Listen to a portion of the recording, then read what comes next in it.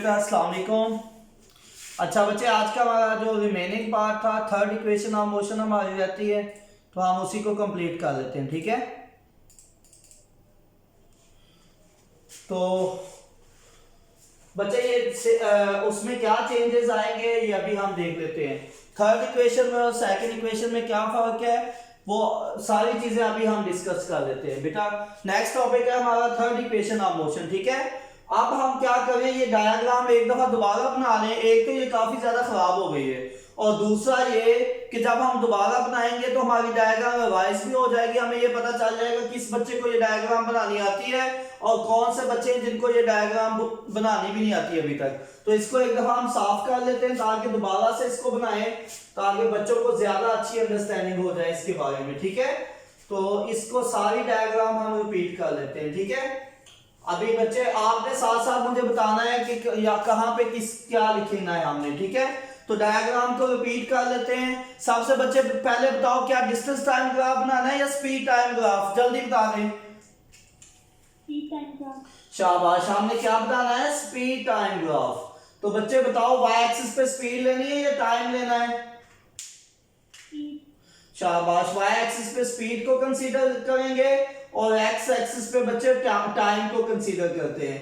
क्यों ऐसा होता है? वाई एक्सिस पे स्पीड और एक्स एक्सिस पे टाइम को क्यों लेते हैं? क्योंकि वाई एक्सिस पे बेटा हमेशा कौन सा वेरिएबल करते हैं? डिपेंडेंट, जो इसके ऊपर डिपेंड करता है, और एक्स एक्सिस पे हमेशा इंडिपेंडेंट वेरिएबल कंसीडर करते हैं। सही है बच्चे, कोई भी बच्चा बता दे कि बॉडी कहां से मोशन स्टार्ट करती है और लाइन का नाम क्या है, जल्दी से बता दो। AB। शाबाश बच्चे, बॉडी यहां से मोशन स्टार्ट करती है, इसका नाम क्या है? A B. शाबाश बच्चे, इसका नाम है ए बी। इस पॉइंट का नाम ए है, और बच्चों बताओ इस पॉइंट का क्या नाम है? B point. सही है, आप बच्चे मुझे बताओ नेक्स्ट स्टेप क्या था, याद है आपको? आपने इसको एक्स एक्सिस के साथ भी ज्वाइन करना है और वाई एक्सिस के साथ भी। कैसे करेंगे? प्रोजेक्शन ड्रा करके। बच्चे ये यहां से प्रोजेक्शन ड्रा करोगे, ये एक्स एक्सिस यहां पे ज्वाइन हो जाएगा, और अगर हम वाई एक्सिस पे ज्वाइन करें तो ये वाला पॉइंट। ठीक है, अब आपको बताना है मुझे नाम क्या है पॉइंट्स के। ये बी पॉइंट है, इस पॉइंट का नाम क्या होगा? सी। और इस पॉइंट बच्चे बोलते क्यों नहीं है? आपको डायग्राम अभी तक याद नहीं हुई? इस पॉइंट का बी था, इसका नाम सी है, और इसका क्या नाम होगा? D point. शाबाश, और बच्चे इस पॉइंट का क्या नाम है, जल्दी बताओ। ओ शाबाश, ओरिजिन। तो क्या सिर्फ एक बच्चे को पता है इन पॉइंट्स के क्या नाम है? बाकी बच्चों को भी पता होना चाहिए। बच्चों इस लाइन का नाम क्या है? बच्चे लाइन का नाम क्या है, जल्दी बताओ। AB। शाबाश, लाइन का नाम है ए बी। और बच्चे इसका क्या नाम है? इस पॉइंट का नाम सी है, और इसका डी है, और इसका नाम ओ है। ठीक है, ये डायग्राम हमारी कंप्लीट है। बच्चे आप देखिए, थर्ड इक्वेशन ऑफ मोशन है, तो ये हमने सेकंड लिखा हुआ है, इसको भी रेज कर दे क्योंकि अब हमारी थर्ड इक्वेशन ऑफ मोशन शुरू हो गई है। तो बच्चे क्या किसी बच्चे को थर्ड इक्वेशन ऑफ मोशन आती है तो वो मुझे बता दे। बेटा इस हमने क्या आज पढ़ना है? Third equation of motion. Third equation of motion. बच्चे कोई भी बच्चा क्लास में मुझे बता दे कि थर्ड इक्वेशन ऑफ मोशन होती क्या है, जल्दी से बता दे बच्चों। 2AS। शाबाश, 2AS is equal to VF का स्क्वायर फाइनल वेलोसिटी का स्क्वायर माइनस इनिशियल वेलोसिटी का स्क्वायर। ये बच्चे हमारे पास थर्ड इक्वेशन ऑफ मोशन है, इसको हमने अब प्रूव करना है। और बच्चे क्या इसमें डिस्टेंस आता है ना, तो डिस्टेंस जिसमें भी आता है हमेशा क्या निकालते हैं बच्चे? जिस इक्वेशन में भी डिस्टेंस आता है उसको हमेशा कैसे कैलकुलेट किया जाता है? एरिया अंडर द ग्राफ, या ऐसे कह लो कि area under the line OABD। सही है, जस्ट आपने एरिया कैलकुलेट करना है। तो क्या इसमें चेंजेस आएंगे या सेम रहेगा? सेम रहेगा। मैं बताता हूं कहां पे चेंज आना है। Motion of body is described by speed time graph. क्या इसको चेंज करें या रहने दें? बच्चे जल्दी जल्दी बताया करो मुझे। रहने दे। शाबाश, इसको चेंज नहीं करना हमने। ठीक है, अच्छा ये एक मिनट मैं थोड़ी सेटिंग ठीक कर लूं। कोई बच्चे बाहर आउटसाइड तो नहीं, कोई बच्चा क्लास है? ओके तो बच्चे मैंने बताया कि slope motion of the body is described by speed time graph, यहां तक सबको समझ आ गई। अब यहां पे देखिए चेंज करनी है, area under O A B D represent the total distance covered by the body. क्या इसको चेंज करें या ये भी ठीक है, जल्दी बताओ बच्चे। ये बिल्कुल ठीक लिखा है क्योंकि हमने भी डिस्टेंस कैलकुलेट करना है और डिस्टेंस हमेशा किसके अंडर कैलकुलेट करना है, ओ ए बी डी। बस तरीका डिफरेंट है, पहले हमने ट्रायंगल ऊपर वाले पोर्शन का लहदा और नीचे रेक्टेंगल का लहदा कैलकुलेट किया था। अब हमने क्या करना है, सारे का कंबाइन करना है। जब बच्चे आप इस सारे का कंबाइंड एरिया कैलकुलेट करेंगे तो वो बन जाएगा एरिया ऑफ ट्रेपीजियम। बेटा अब ट्रेपीजियम कौन सी होती है, जिसमें कि दो साइडें पैरेलल होती हैं और तीसरी उसकी हाइट होती है। तो अगर आप एरिया ऑफ ट्रेपीजियम कैलकुलेट कर लें तो आप third equation of motion easily कर लेंगे। अब जिस बच्चे को एरिया ऑफ ट्रेपीजियम आता है उसके लिए थर्ड इक्वेशन ऑफ मोशन कोई प्रॉब्लम नहीं है। इट मींस के कैलकुलेशन की भी थ्योरी सारी सेम लिखनी है, जस्ट फर्क कहां पे आना है कि जो इसका एरिया निकालना है, जस्ट फार्मूला चेंज होना है। पहले हमने क्या किया था कि ट्रायंगल का लहदा निकाला था और रेक्टेंगल का लहदा, सेकंड इक्वेशन ऑफ मोशन की बात कर रहा हूं। अब सारे का इकट्ठा ही निकालना है। अब सारे में बच्चे जस्ट आपने फार्मूला निकाल ले एरिया ऑफ ट्रेपीजियम का। मैंने लिखा कि area under O A B D represent the total distance covered by the body. आप लिखेंगे एरिया अंडर ट्रेपीजियम, जहां पे एक लफ्ज का इजाफा कर दें, एरिया अंडर ट्रेपीजियम, जस्ट एक लफ्ज का इजाफा कर दें, trapezium, TRAPEZIUM, area under trapezium OABD, बस जस्ट एक लफ्ज का इजाफा कर दें, बाकी बच्चे सेम है सारा, ठीक है। अब ट्रेपीजियम कौन सी है, ये सारी ट्रेपीजियम है, OABD, मतलब ये सारी बच्चों क्या है हमारे पास, ये सारी ट्रेपीजियम है, ये सारी बच्चों हमारे पास ट्रेपीजियम है। कैसे करेंगे, इस सारे को फिल कर दो, ये बच्चों हमारे पास सारी ही ट्रेपीजियम है, ठीक है। इसमें आप फिलिंग कर दें, इसी के सारे कलर्स इसमें डाल दें बेशक, क्योंकि ये सारी एक ही चीज है, हमने कोई दूसरी चीज शो नहीं करानी इसमें कि इसमें कोई और भी है। ये सारी एक ही बॉडी, कोई लाइन नजर ना आए, ये समझ लें। ये ट्रेपीजियम की शेप आपको तभी समझ आएगी अगर ये सारी डायग्राम मिक्स हो जाएगी, ठीक है। तो फिर आपको पता चलेगा हाँ जी ट्रेपीजियम इस तरह की होती है। बच्चे ये सारी क्या है, इस टाइम ट्रेपीजियम है, लेकिन फिर भी मैं आपसे वैल्यूज पूछूंगा कि हर पॉइंट के ऊपर क्या वैल्यू होती है। बच्चे बताओ जल्दी से, ओ ए की क्या वैल्यू थी, याद है आपको, जल्दी से बताओ ओ ए की वैल्यू वी आई, शाबाश। और इसका मतलब सी डी की वैल्यू क्या होगी, वी आई। और बेटे यहां पर टोटल बी डी की वैल्यू क्या थी, याद है आपको, वी एफ, मतलब कि फाइनल वेलोसिटी। और बच्चे ये जो बी सी की दो वैल्यूज हमने लिखी थी, कौन सी दो वैल्यूज थी वो जल्दी से बता दो।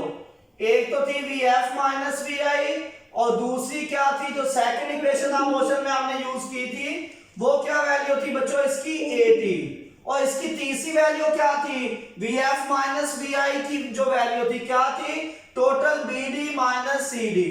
बच्चे आप यहाँ पे ये भी लिख सकते थे B D minus C D, ये भी इसी की वैल्यू है, ठीक है। तो ये सारी वैल्यूज हमने लिख ली। अब जिस बच्चे को एरिया ऑफ ट्रेपीजियम आता है वो इजीली कैलकुलेट कर लेगा। बताओ बच्चों area of trapezium, 1/2 sum of parallel side multiplied by height. शाबाश, 1/2 sum of parallel sides, 1/2, उसके बाद बच्चे क्या आता है, sum of parallel sides Multiplied by height. sum of parallel sides multiply by height। इसको थोड़ा छोटा करके लिखना पड़ेगा, ये हमारी रेंज से बाहर जा रहा है।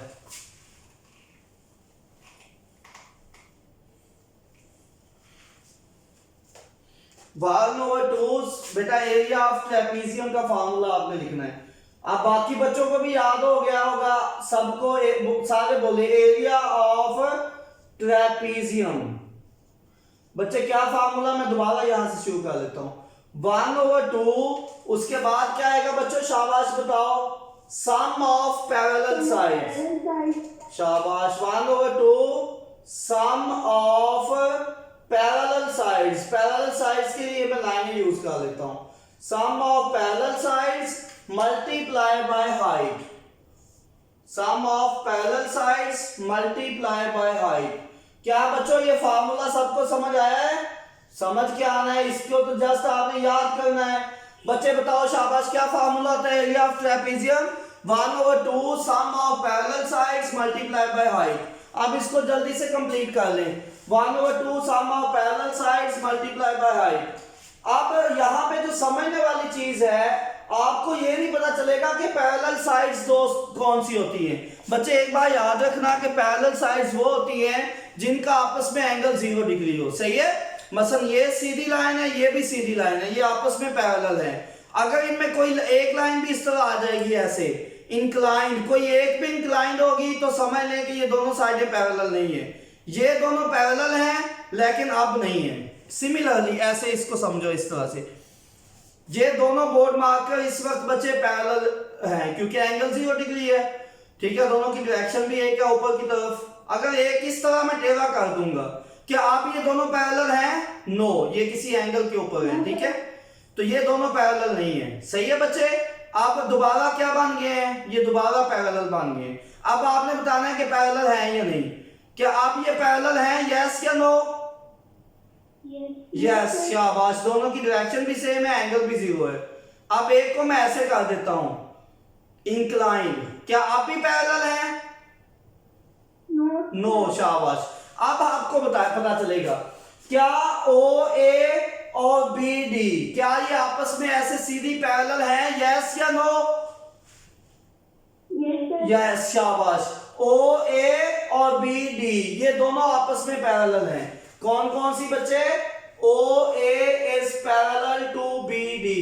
क्यों पैरेलल है बच्चे? देखो इनके दरमियान एंगल 0 डिग्री है. आप दूसरी साइड देख लो, क्या ओ डी और ए बी, क्या ये आपस में पैरेलल है? यस या नो? Yes sir. कैसे पैरेलल है बच्चे? ये ऊपर की तरफ जा रही है किसी एंगल के ऊपर, जबकि ओडी स्ट्रेट है, तो फिर ये दोनों आपस में कैसे पैरेलल हुई बच्चे? क्या ए बी और ओ डी क्या आपस में पैरेलल हैं? यस या नो? नो. नो, शाबाश. ए बी और बेटे दूसरी कौन सी थी? O D. ये आपस में पैरेलल है या नहीं है? यस या नो? बच्चे ये दोनों आपस में पैरेलल नहीं है. क्यों नहीं है? अभी मैंने is not parallel to OD ऐसे लिख लो. सही है? A B is not parallel to OD. तो अगर ये पैरेलल नहीं है तो इसका मतलब है कि इसमें से एक साइड जो है वो हाइट बताएगी. क्या ए बी हाइट बताएगी या ओडी हाइट बताएगी? जो सीधी होगी वो हाइट बताएगी. मसलन बेटा अगर आप इसी को इस तरह से टर्न कर ले, ये डायग्राम इस वक्त ऐसे बनी हुई है, आप इसको उल्टा कर दे, थोड़ा सा घुमा ले, मतलब 90 एंगल के ऊपर घुमा ले, तो ये ऐसे सीधी खड़ी हो जाएगी, तो ओडी इसकी हाइट बन जाएगी. सही है बच्चों? ए बी हाइट क्यों नहीं लेते? क्योंकि वो ऐसे इंक्लाइंड है, वो हाइट सही नहीं देगी. हाइट बेटा ये वाली साइड, ये समझ लो ये ऐसे शेड सा बना हुआ है. ओडी जो है जब आप इसको एंगल 90 पे घुमाते हैं तो ये सीधी हाइट बताती है ओडी. तो इट मींस कि हमें पैरेलल साइड्स का भी पता चल गया और हाइट का भी पता चल गया. अब आप जस्ट बच्चे वैल्यूज बताते जाएं.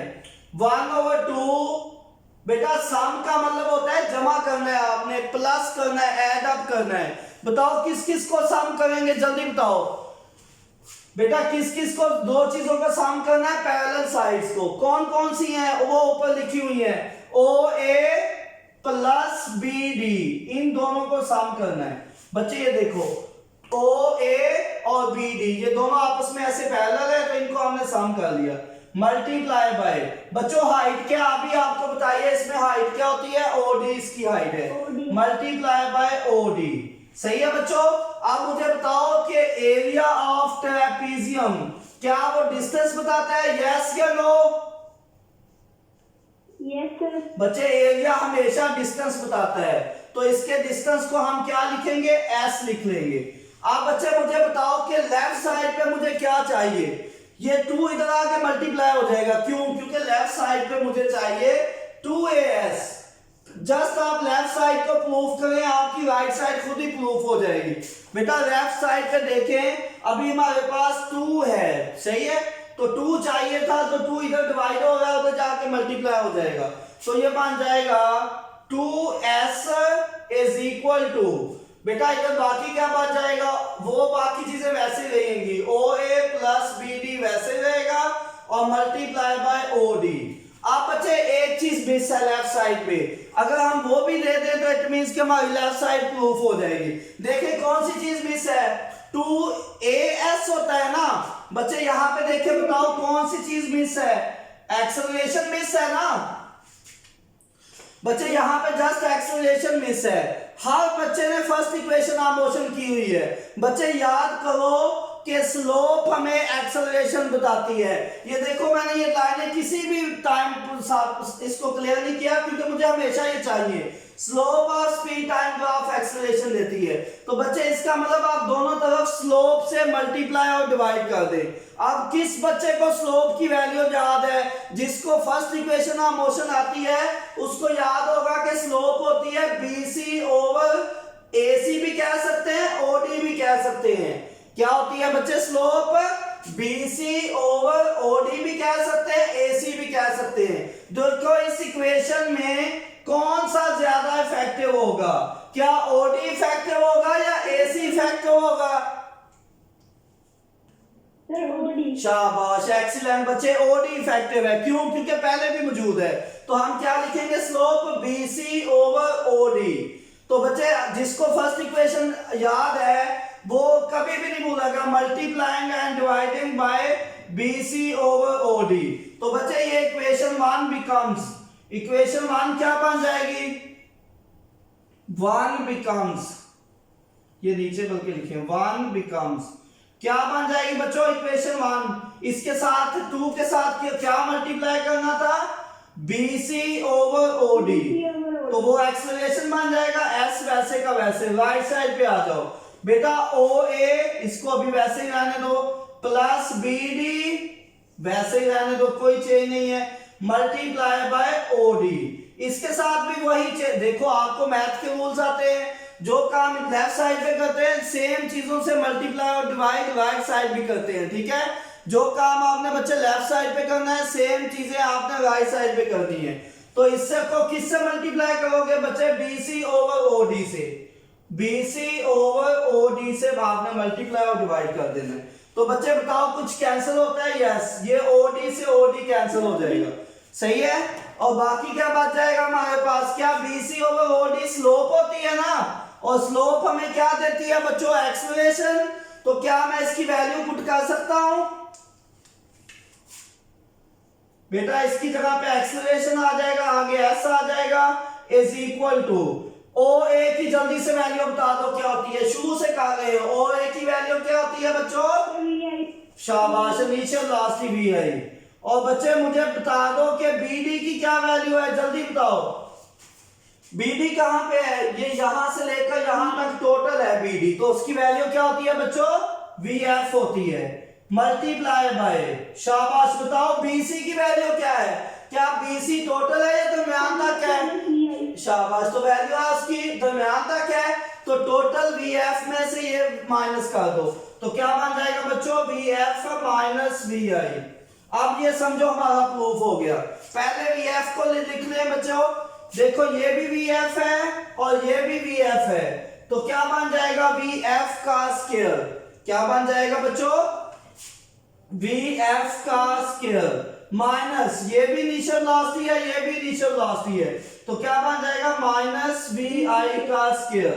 तो ये साबित हो गया कि 2AS is equal to VF का स्क्वायर माइनस VI का स्क्वायर। आपने जस्ट लिखना है hence proved left hand side is equal to right hand side. तो बच्चे इसके बाद हमेशा क्या लिखते होते हैं, पहले भी हमने की है दो, बताओ क्या लिखते होते हैं इसके बाद, शाबाश, वेयर, यहां पे बताओ वेयर, A क्या है, acceleration of the body, S क्या है बच्चों, distance covered by the body, VF क्या है, final velocity of the body, और VI क्या है बच्चों, initial velocity of the body. तो ये सारी चीजें कवर हो गई। इसके बाद बेटा नेक्स्ट क्या लिखते होते हैं, कंक्लूजन लिखते हैं ना इसके बाद बच्चे, इसके बाद आप लिखेंगे कंक्लूजन। ठीक है, कंक्लूजन में आपने वही सेम चीजें रिपीट करनी है बच्चे। कंक्लूजन में हम क्या लिखेंगे कि व्हेन वी नो द, क्या लिखेंगे, when we know the initial velocity, final velocity and distance, then we can easily find the acceleration.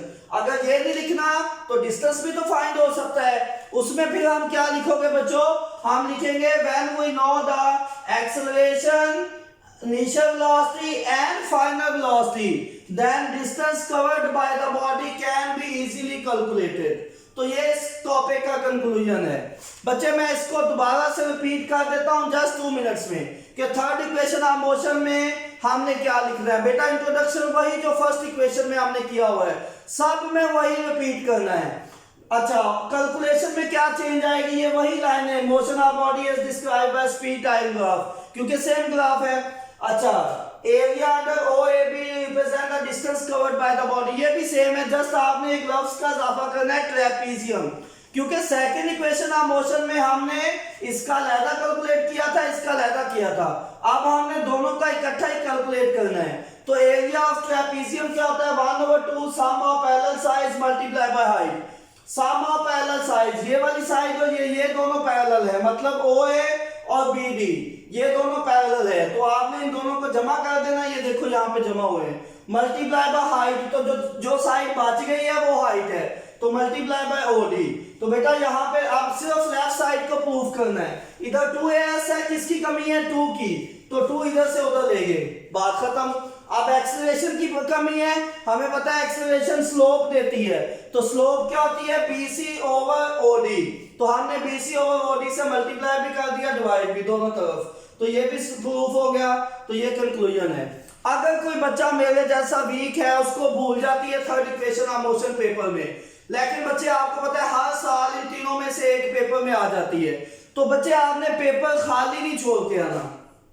क्या लिखोगे, वही इंट्रोडक्शन जो आपने फर्स्ट इक्वेशन में लिखा हुआ है, वो जब बच्चा लिख लेगा उसके बाद सेम डायग्राम है, ये उसको नहीं भूलेगी, ये भी सेम वो बना लेगा। सिर्फ बच्चा भूलता कहां पे है, ये वर्डिंग भी वही है जो सेकंड इक्वेशन में थी। बच्चे के पास सिर्फ एक ही चांस है कि वो कहां से मिस्टेक करेगा, यहाँ कैलकुलेशन में। यहाँ हम क्या करते हैं, उसका 2 नंबर तरीका बना लेते हैं। जो हमारे पास रिजल्ट है 2AS = VF² - VI², आपने करना क्या है बच्चे, ये 2 और S को अलग-अलग सेपरेट करके लिख दें, दरमियान में आपने कुछ भी नहीं लिखना, मतलब कि सिर्फ एक दफा क्या करें, A को गायब कर दें दरमियान में से, तो ये स्टेप लिखा गया। अच्छा, ये VF² - VI², तो ऑफ कोर्स हमें पता है, जस्ट इसको 2 दफा लिख दें। और ये VF का स्केल कैसे बना होगा, VI जमा VF को 2 दफा लिखा होगा, तो यहां से मुझे पता चल जाएगा कि इसको मैं 2 दफा लिखूं तो ये स्केल आना है। तो इसी स्टेप को आप 2 दफा, मतलब कि इसको डिवाइड कर दें, मतलब कि इसको 2 दफा लिख दें, VF² - VI, एक दफा VI + VF, एक दफा, तो ये से जब ये स्टेप बन जाता है ना, उससे पीछे डायरेक्ट एरिया ऑफ ट्रेपीजियम लिख दें, क्योंकि बुक वाले ने भी बच्चे ये चीजें नहीं लिखी हुई कि इसका फार्मूला क्या है। तो मैंने क्या 2 नंबर तरीका बताया कि रिजल्ट लिखें, उसमें जो पीछे वाले स्टेप में जस्ट एक्सेलरेशन को गायब कर दें, और इधर क्या करें, ये जो जिसके स्केल है ना, स्केल को ओपन करके लिख दें। एक दफा इनके दरमियान में प्लस यूज करें, एक दफा माइनस यूज करें, उसके बाद डायरेक्ट एरिया ऑफ ट्रेपीजियम लिख दें, तो ये आपके पास 2 नंबर तरीका आ गया। अब बच्चे तीनों इक्वेशंस की समरी क्या है, याद रखो, जो फर्स्ट इक्वेशन ऑफ मोशन है उसमें आपने स्लोप निकालनी है, स्लोप से एक्सेलरेशन निकलेगा और हमारी इक्वेशन प्रूफ हो जाएगी। सेकंड इक्वेशन ऑफ मोशन में आपने एरिया निकालना है, थर्ड में भी एरिया निकालना है।